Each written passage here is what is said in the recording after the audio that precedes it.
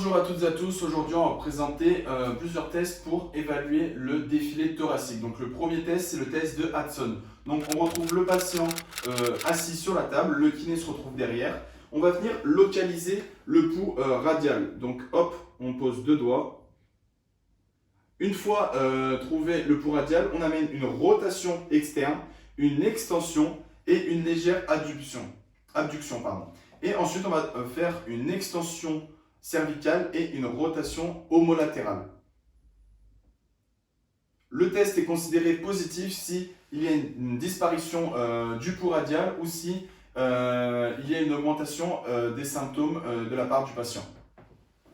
Bonjour à toutes et à tous, aujourd'hui on va présenter le deuxième test pour évaluer l'affectation du défilé thoracique. Donc c'est le test de Wright. Donc le test de Wright, le patient se retrouve assis sur la table, le kiné derrière le patient. On va venir chercher le pouls radial comme le test de Hudson. Une fois le pouls radial trouvé, on va demander une abduction de l'épaule à 90 degrés de la part de notre patient et une rotation externe complète. On va aussi lui demander de faire une rotation contralatérale de la tête.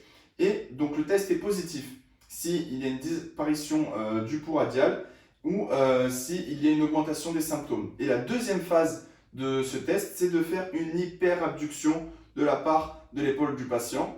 Et si les symptômes s'améliorent, alors on peut considérer le test comme positif.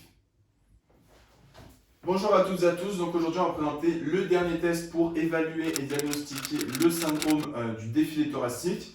Donc tout se fait en actif de la part du patient.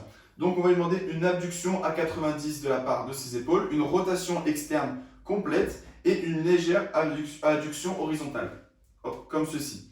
Ensuite on va demander au patient de fermer et d'ouvrir ses mains pendant 3 minutes. Et pour finir, pour dire si le test est positif ou non, ce sera les symptômes tels que sensation de fourmis, si le patient a du mal à garder ses bras en actif, en abduction et en rotation externe, ou si encore on retrouve une douleur ischémique de la part du patient.